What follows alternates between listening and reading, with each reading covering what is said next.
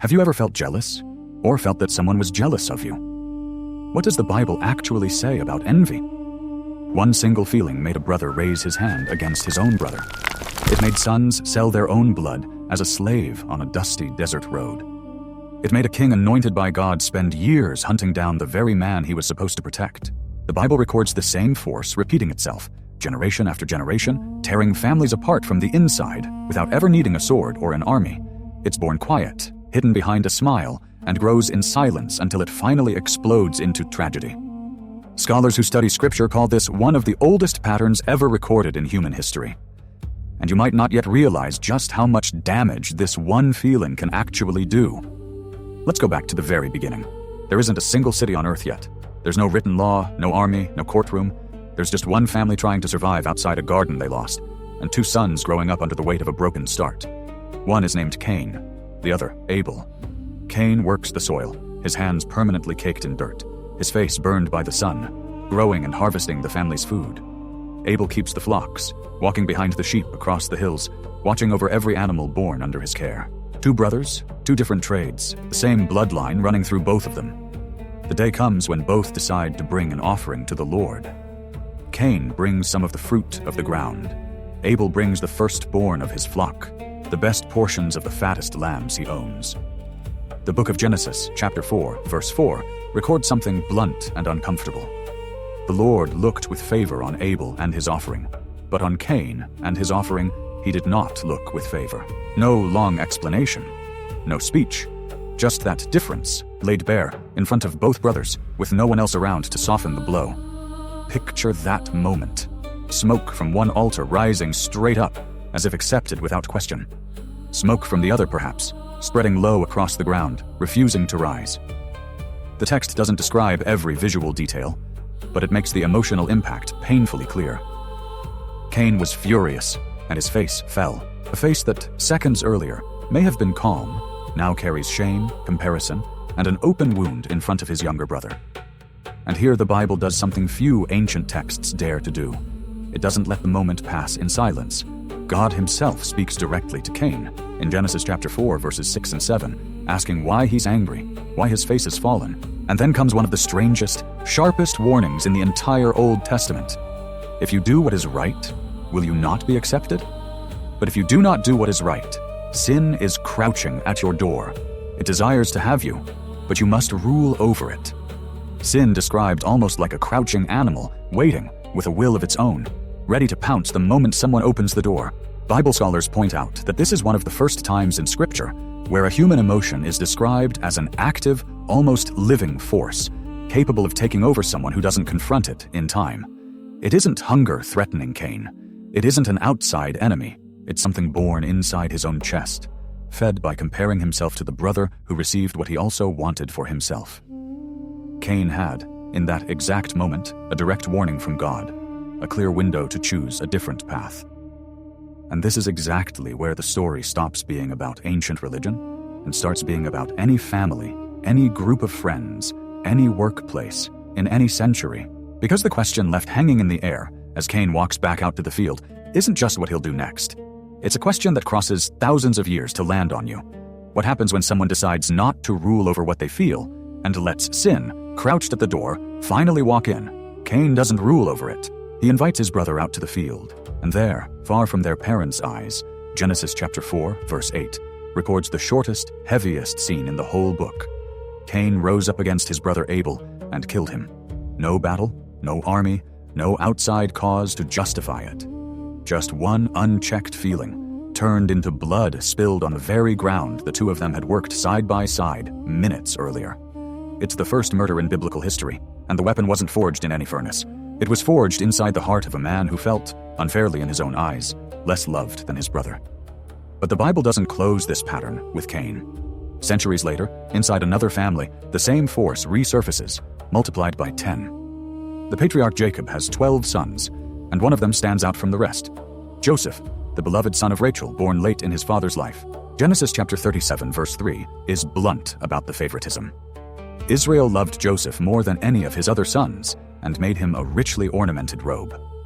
A gift that was visible, public, impossible to hide from brothers who worked side by side under the same sun, tending the same flocks every single day.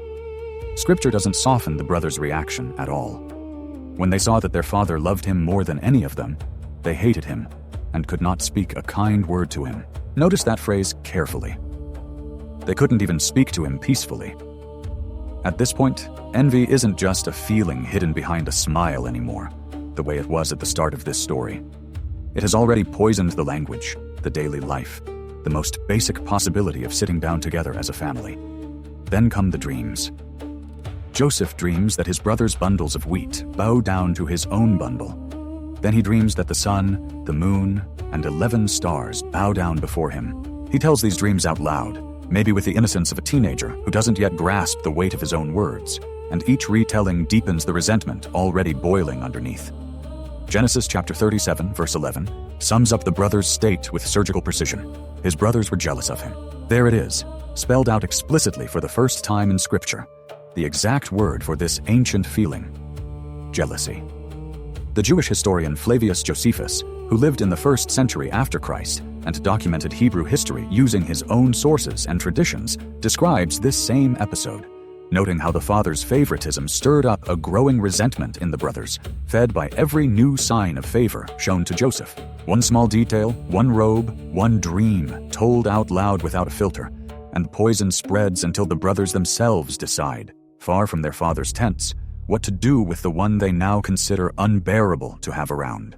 Genesis chapter 37, verse 18, shows the exact moment envy stops being a feeling and becomes a plan. They saw him in the distance, and before he even reached them, they plotted to kill him. That's not a sudden impulse, the way it was with Cain. This is premeditation, time to think it over, and going through with it anyway. Reuben tries to soften the plan, suggesting they throw him into an empty cistern instead of killing him outright, secretly planning to rescue him later. But before Reuben can return, a caravan of Ishmaelite traders happens to pass by on the way to Egypt, and Judah proposes another option: sell their brother as a slave for 20 pieces of silver. Picture the scene. A teenager pulled out of a cistern, hands bound, face still streaked with tears and dust, handed over to foreign traders for a handful of coins, while his own brothers count the money. Afterward, to cover up the crime, they dip his colorful robe in goat's blood and bring it to their father, leaving Jacob devastated with grief for a son who, in reality, was still alive, just on the other side of a border the family never imagined he would cross. Biblical wisdom, written long after these events, seems to sum up exactly what happened out in that field. Proverbs chapter 14, verse 30 says, "A heart at peace gives life to the body, but envy rots the bones." That's not just a poetic image. It's a physical description of something happening on the inside, something that eats away at a person slowly, while on the outside they keep smiling, keep showing up, keep sitting at the same family table. And the pattern doesn't stop with Joseph. Centuries later, inside Israel's own royal palace, nearly the same script plays out again. Young David returns victorious after defeating the Philistine giant, and the women come out singing through the streets. Saul has slain his thousands, and David his tens of thousands. 1 Samuel chapter 18, verse 9, sums up the effect of those words on the king in a single line. And Saul kept a close eye on David from that day on. A king who was supposed to protect the young hero starts watching him with suspicion instead. And that suspicion, fed day after day, turns into a persecution that would last for years. What the Bible teaches about defeating that force is about to be revealed. Not every story of envy in the Bible ends in bloodshed. Joseph's story ends in a way nobody standing in that field could have ever imagined. Sold into Egypt, falsely accused, forgotten in a prison cell, and yet, years later, he becomes the second most powerful man in the empire, put in charge of the grain that would save the entire region from a devastating famine. And it's that very famine that brings his brothers, the same ones who sold him all the way to Egypt, now kneeling before him, begging for food, not recognizing the brother they had condemned decades earlier. That's the moment Scripture answers, more clearly than anywhere else, the question that opened this video. Joseph could have taken revenge. He had the power, the army, total authority over these men's lives. Instead, Genesis chapter 50, verse 20, records one of the most striking lines in the entire Hebrew Bible. "You intended to harm me, but God intended it for good, to accomplish what is now being done, the saving of many lives." Joseph weeps, embraces his brothers, and chooses to rewrite decades of pain into reconciliation. Their envy never got the final word over his story.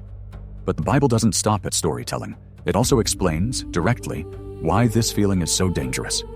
James chapter 3, verses 14 through 16, teaches that where envy and selfish ambition exist, there is disorder and every evil practice. That's not a minor character flaw. It's described as a root that breeds chaos, compared to a kind of wisdom that doesn't come from above, but is earthly, unspiritual, and demonic. Galatians chapter 5 lists envy right alongside hatred, discord, and division as things that eat away entire communities from within, quietly, the same way it rots the bones described in Proverbs. And then comes the counterweight, the answer the Bible builds page after page, story after story. In 1 Corinthians chapter 13, verse 4, right in the middle of the most famous definition of love in all of Scripture, it says, "Love is patient. Love is kind. It does not envy."